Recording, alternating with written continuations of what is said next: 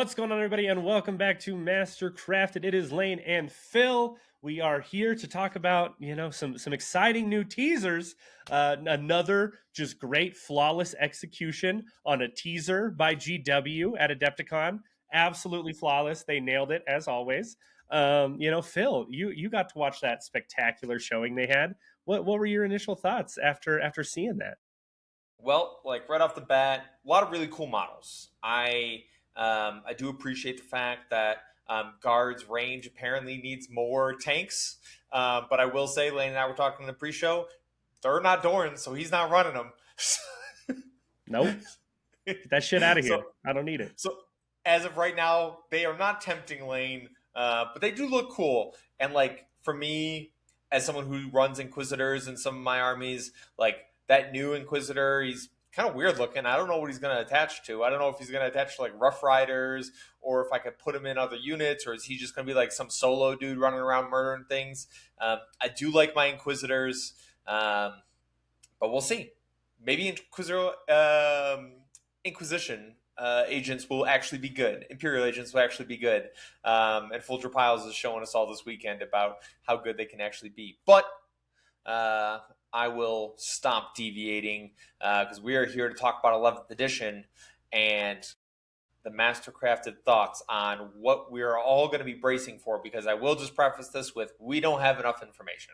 There is not enough information out there for us to make any end-all stances of what 11th edition is going to look like. And as someone who's been through a few edition changes, like, we will get through it together. Don't worry. The Mastercrafted boys will look out for you, and we will get through all of this together. Yeah, it's going to be the Wild West probably for about 6 months. Who knows? Especially how they like to play the cards close to the chest, and we don't know a ton before it drops, right? We just kind of hit the ground running, and we have to figure it out on the fly, right? So we're all going to be doing that, and it's going to be chaos, and people are going to find a combo that changes the meta, and then somebody else will find one somewhere else, and it's going to just be chaos, right? Well, sure. We've had most of the stuff, codexes are going to last. That's great news, right? Everybody was super excited to hear that our codexes are not getting thrown in the trash because it's a new edition. We get to keep using them. They'll be moderated or modified a little bit as necessary to fit the new rules. But in general, in large, we get to keep all of our good stuff that we have already. And then 70 new detachments are going to drop with the new edition. And modular detachments, where you get to mix and match a little bit more, are going to become a thing.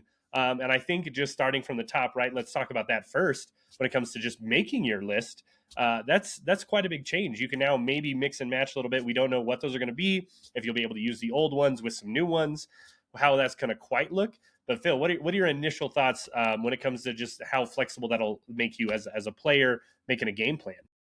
Yeah, so I'm getting flashbacks to like 8th edition when we had stuff like the Rusty 32, where you had the AdMech combination with a Blood Angel Smash Captain plus Imperial Knights, right? Like, I don't want to see such a diverse mix and match that where the detachments are crossing over too much. I liked the fact that we went to more detachment and army specific things on the board, where we saw pure AdMech on the board or pure Space Marines. And overall, I think that's a lot easier to balance than trying to mix and match too much. And that's one of my personal fears, seeing that kind of detachment style, because GW as a whole is managing a very large game, and it is very difficult to balance because the way they have it broken out currently, and I'm just going to take Space Marines as an example, is because a lot of the Space Marine core data sheets affect multiple different factions. In one faction, they may be great. So let's just take like JPI, for example, and Blood Angels. They are so good in Blood Angels. You are always taking JPI in some kind of iteration. But in other factions, you're not taking them nearly as much. They might just be a single unit that's a scoring piece that's halfway decent. But if I increase the points because of the effectiveness it is in Blood Angels, it has an impact on every other faction. And it either makes it ineffective or, insanely effective, whether it goes up or down in points. So, like, right off the bat, when you start giving flexibility that way, you have to be pretty critical of how you break down those units. Because me personally, I would much rather see Blood Angels as a standalone codex in the purest form, as in it's Blood Angels, Assault Intercessors with jump packs. It's Blood Angels and Cursors. It's Blood Angels Infiltrators. And that way you can balance that codex independently on its own. This, my like spidey senses are tingling. The hair on the back of my head is like standing up. I'm like, man, you got to be very careful. And as y'all remember, when we went through Grotmas last year, and they tried to dump out whatever it was, 25 detachments at the same time. Some of those were incredibly imbalanced. Do you remember Mordecai? I remember Mordecai, but I also remember like the Bridgehead for Guard. Like I remember them trying to balance these detachments. And unfortunately missing the mark on a few of them, and some of them ending up so insanely broken they had to be nerfed immediately.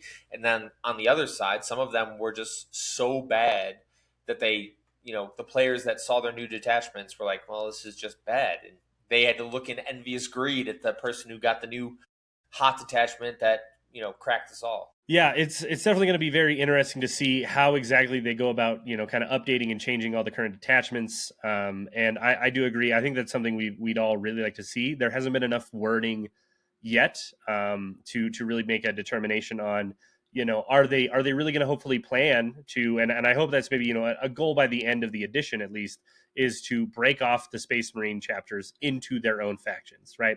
They are standalone codexes that have their own rules and their own points for all of those very common units like JPIs. And that's something we're definitely looking forward to. Hopefully that does come along.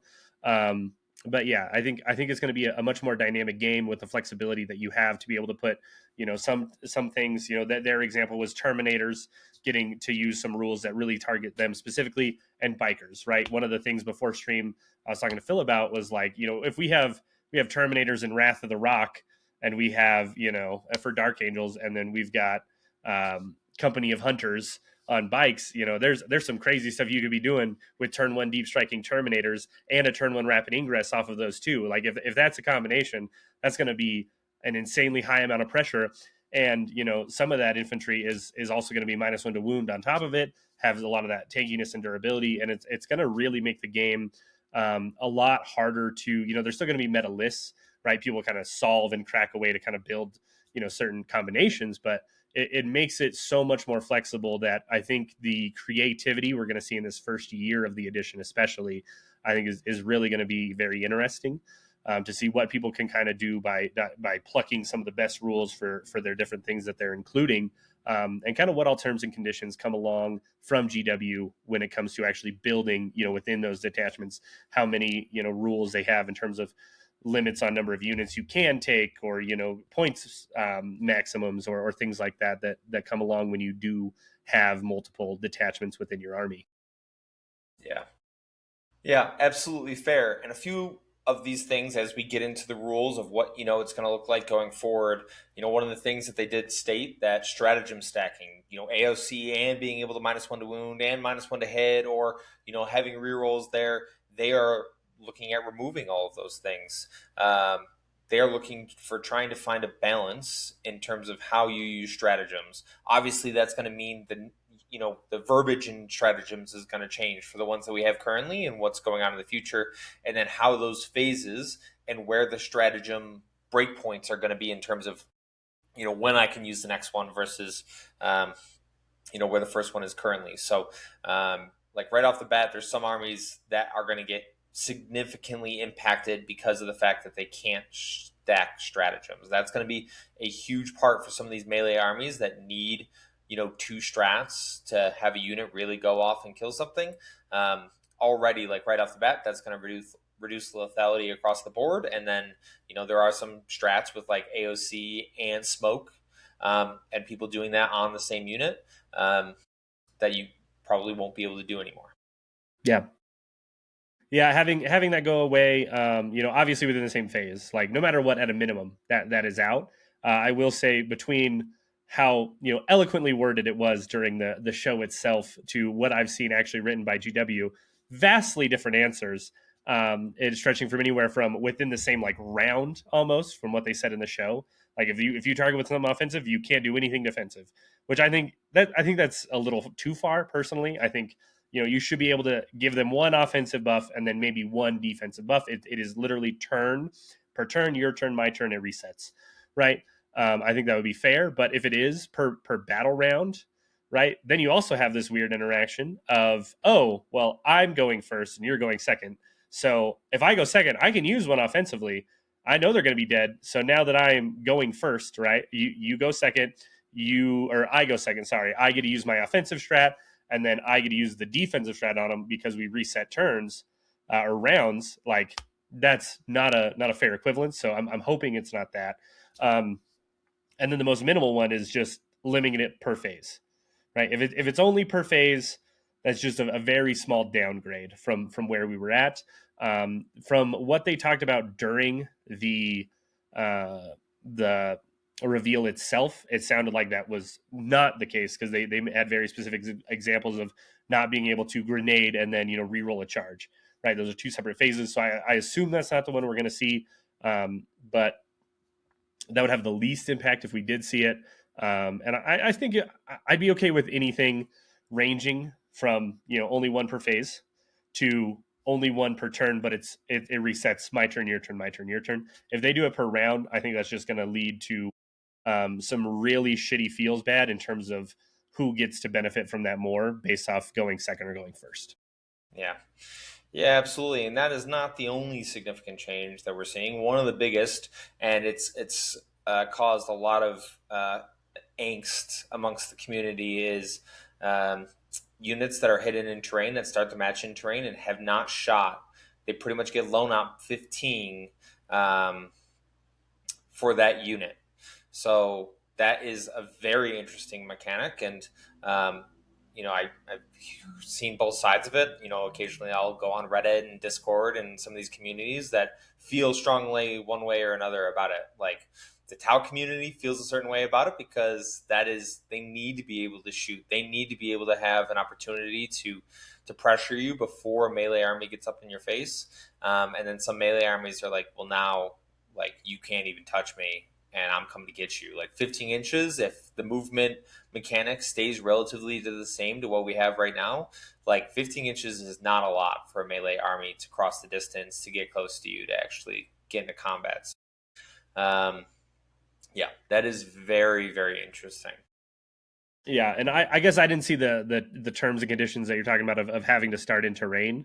I thought it was just anything that hasn't shot or fallen back just gets it, which I think does make it very, very strong.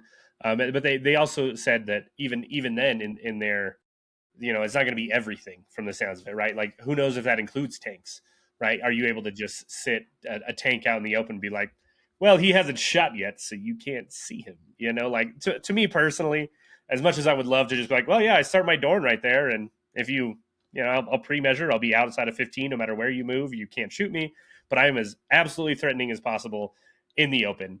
I don't think that makes any sense personally. But if that's the route they go, I'm not going to not abuse the shit out of that 100%. Yeah. It's very, very strong. But I do think while we're on the topic of this, I think one of my predictions, if this is kind of the way that we're going, is that as long as you haven't shot, you get 15-inch loan out. We are going to see elite MSU with units that are excessively lethal hit the top of the meta. Elves are going to be fucking disgusting again because it's going to be very easy, even if you have to start in terrain. It's going to be very insanely easy for you to meet the terms and conditions of having 15-inch stealth. You already have very small bases to hide anyway, regardless. And they're so efficient as units that being able to play that MSU trading game of, well, I can measure, I have the speed, and I can just say, okay, cool, I'm going to sit back here, and you're not going to be able to interact with me until I'm ready for you to, and then I'm going to trade and be efficient. Right, like that's the problem I see with the direction this is probably going to go, and that's going to take an early lead from what we have seen. Right, this is all subject to change, but I think in general that is going to be one of the best ways to play this game is just with very lethal MSU, and it's going to be very hard to deal with because of how the game is set up. If you have speed, if you have lethality, and you're cheap and you can do the damage for your points and just trade efficiently, armies like that are really going to just run away with it, in my opinion. But we'll see, right? We still have other things that haven't come to light yet. But in general, as it stands, I think armies like that are going to be sitting very, very pretty. And it's going to take some other rules coming out to kind of tone them down. Yeah.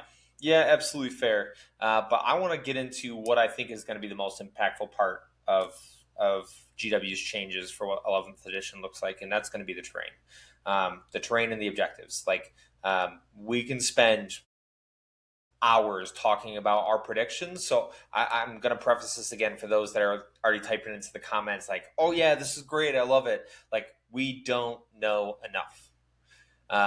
Lane and I, Mastercrafted, believe it or not, we are not on the ends of GW. They have not told us what they were planning on doing, nor have they asked us. But I am disappointed because if they asked Mastercrafted thoughts on the matter, we definitely give them. But right off the bat, there's a few things that they told us, right? Like the circular objective markers are going away. Does that hurt me a little bit? Because I have a lot of objective markers for Mastercrafted and for other teams. Yeah, and I liked having like my logo or a team's logo that I played against, or being able to trade those things. I always thought that was a cool like token to be able to give to other people. So I'm kind of disappointed that it's leaving. Um, but now they're saying that a lot of those objectives are going to be tied towards the terrain that's on the board, and immediately the warning signs start going off. And not just for me, like I'm not a TO. I play 40K and talk about 40K, but Lane and our other TOs that are in the group are significantly concerned because we don't have enough information about what that looks like, and that includes WTC, that includes GW terrain. Like before, the terrain was kind of like make your own adventure. You could technically do whatever layout because you have the right orientations with the bases. You could put them in whatever one you want. WTC went all out, right? They're like, "Yep, we're going all the way up, but we have the same profiles that we want, and we can adjust and play with these things and get to a position of playability where the game wasn't too different between what we were playing on GW layouts and what WTC has on their layouts." So, like, I'll give my thoughts and then I'll let Lane jump down and give his diatribe on it. But overall, the amount of time it takes for every TO to rebuy or reproduce their terrain to meet whatever GW's plan is going to be a lot. There are going to be people that are going to try to do it. I will caution that the competitive community, which is a very large community and spends quite a bit of money on 40K, we need to be very careful with how we transfer all those things because balance is important to us. I know to Lane and I, like balance is the most important thing, whether it be the models, the detachments, the army rules, the strats, the terrain. Like I care about balance and I want to be in a position where the game is as balanced as possible because that invites new people into the hobby.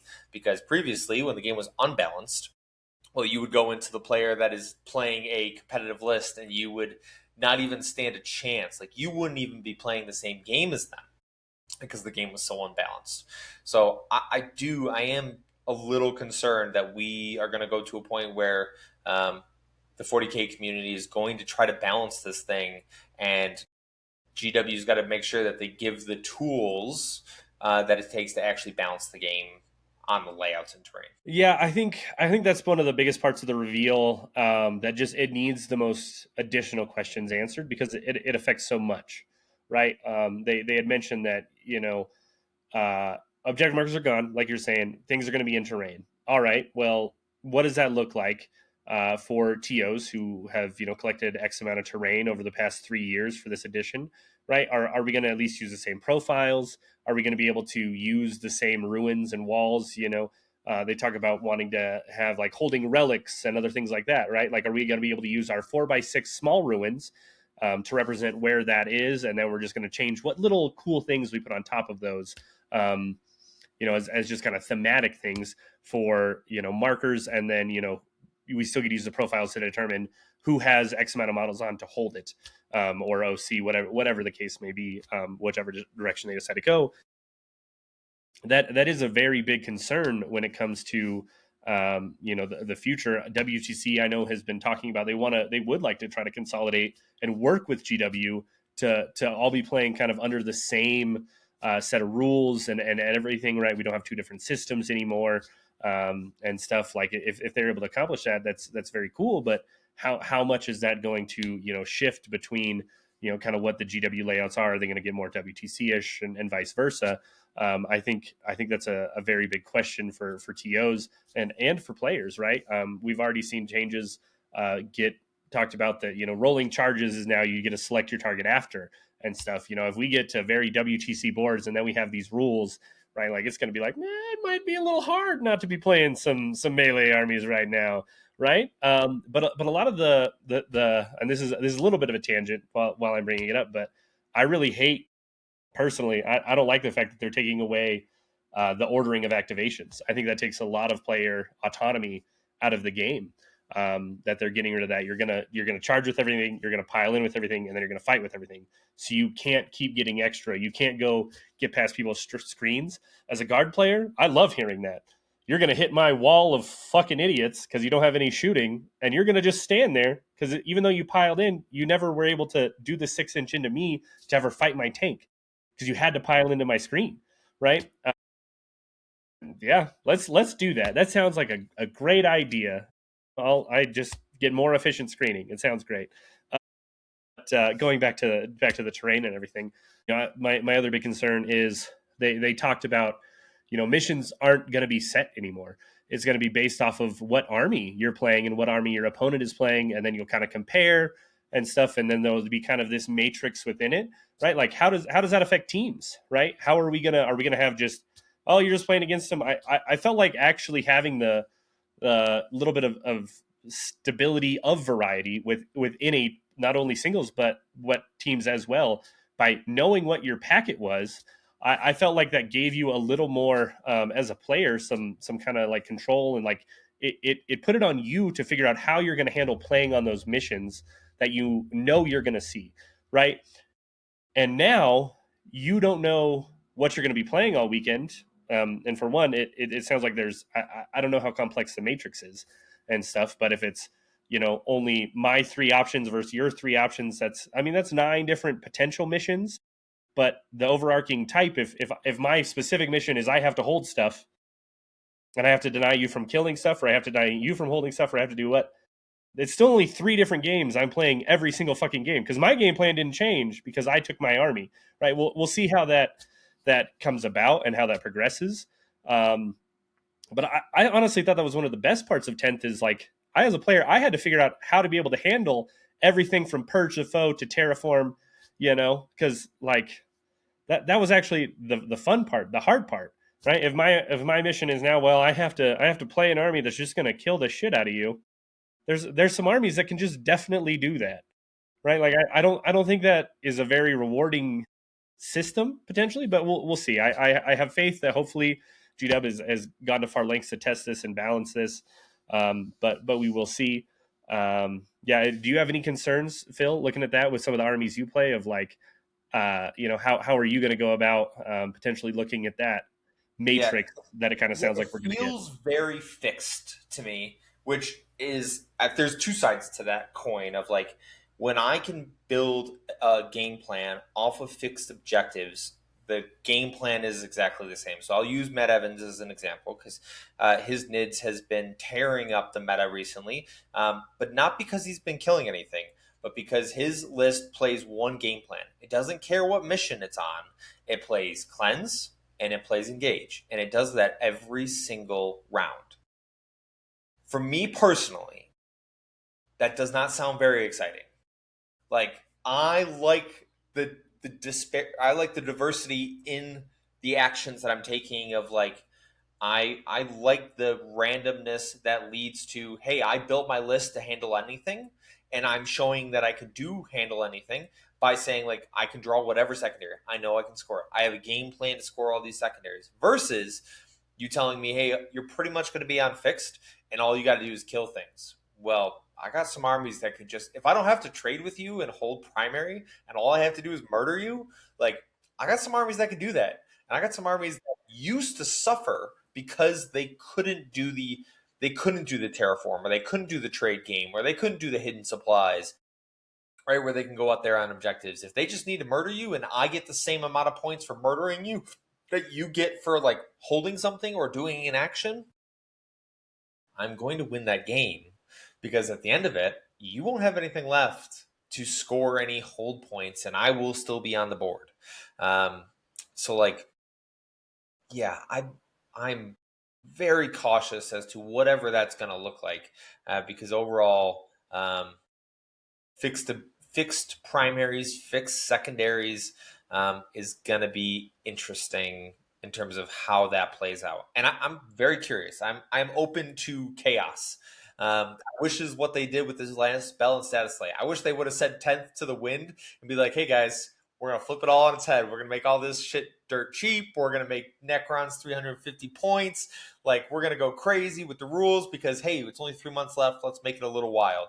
And we can test some things that, we didn't necessarily have before. But going into a new edition, I like a clear picture of what it is that we're doing when we're going to introduce a brand new version of 40K. So when you're trying to get me hyped and saying, like, we're going to have 70 new detachments, I don't think hype. I think that's a lot of shit to balance. Did you do your homework, GW? Because I'm going to check you on it. Like, did you do your homework? Did you make sure all this was balanced? Did you flesh all this out?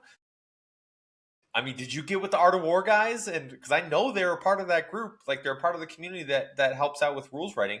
Did you get with them and be like, hey, try to break this? Like, are there people intentionally trying to break the rules of the game that you're about to push out?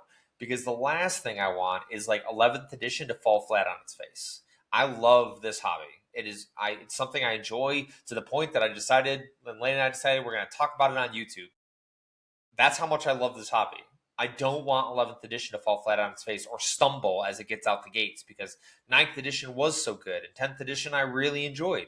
And we're kind of on this run of very decent releases, but spidey senses are tingling. I do not feel 100% confident about all of this.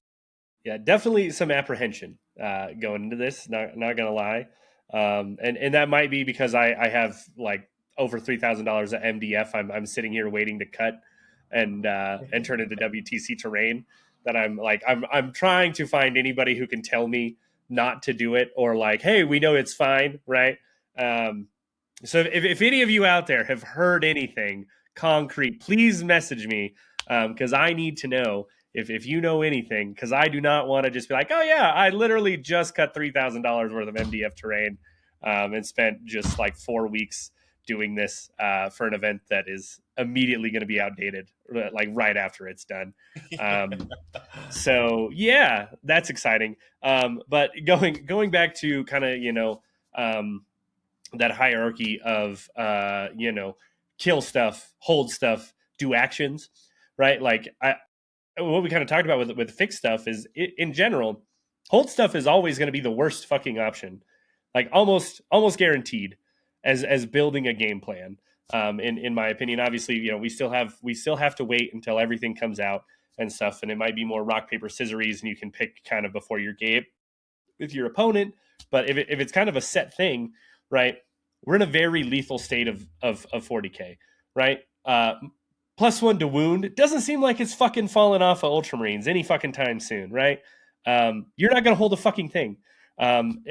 There's in a very, very small chance that when they redo layouts, because they're going to have to redo layouts for you to be able to have, terrain in no man's land that's still balanced, that's still center, and still has equal, opportunity for shooting lanes going in for both sides, right? Like it's just still going to be, if you're on the terrain, the objective, whatever, you're going to be seen to a certain extent.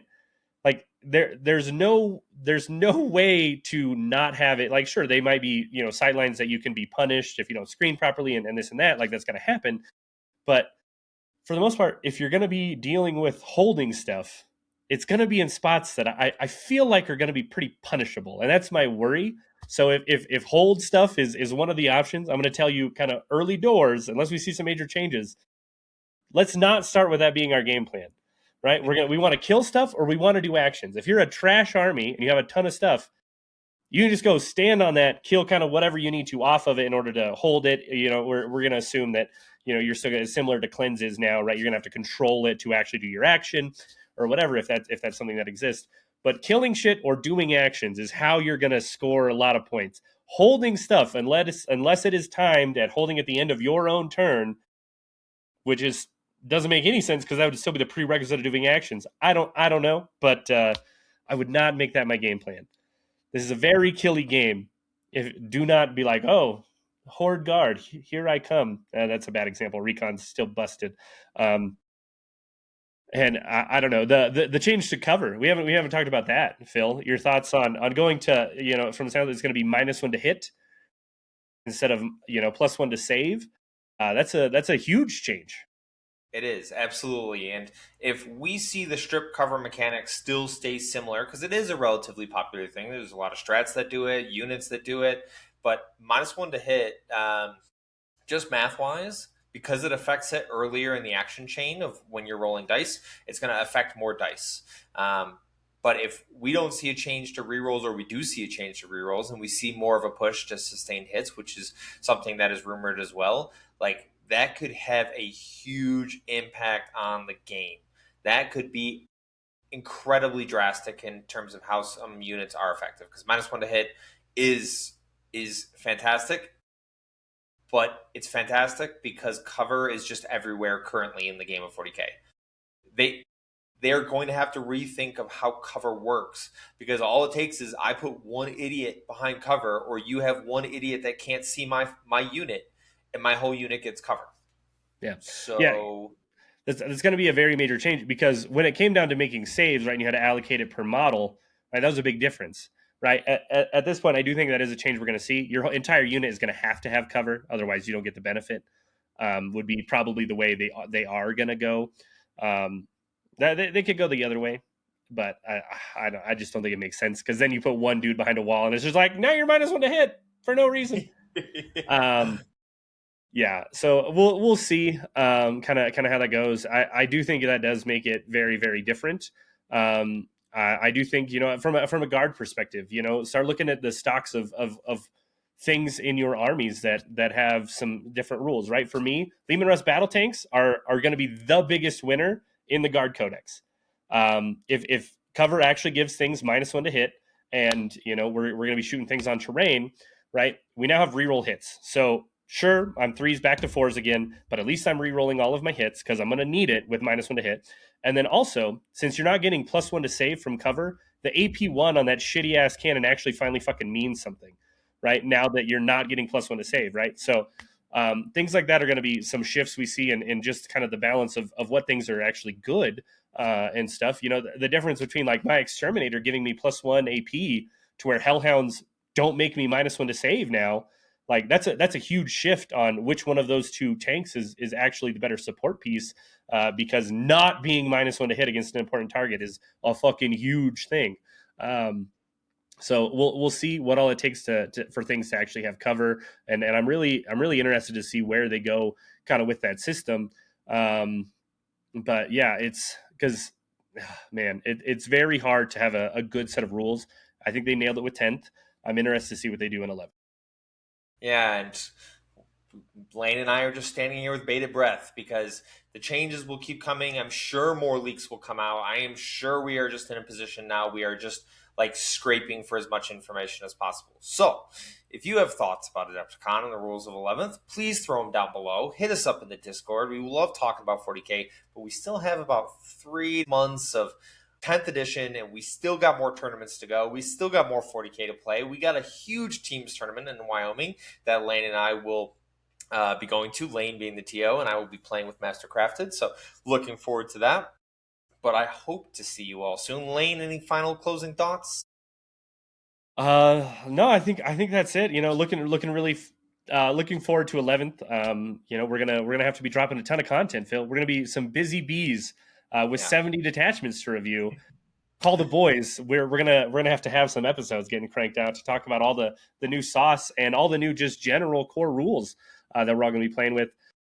So yeah, I know we got a lot of events. Phil, you and some of the other boys are going to New York here in a week or two for a teams event. I unfortunately wasn't able to make that as well, but a lot of cool stuff. We'll try to do some more game reviews and things like that. But yeah, in the meantime, we're gonna just try to keep giving you our thoughts as previews come out, and be ready for the drop, because 11th is going to hit and we're going to be ready to rock and roll with it. So yeah, looking forward to it.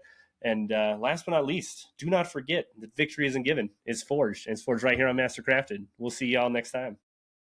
See you guys.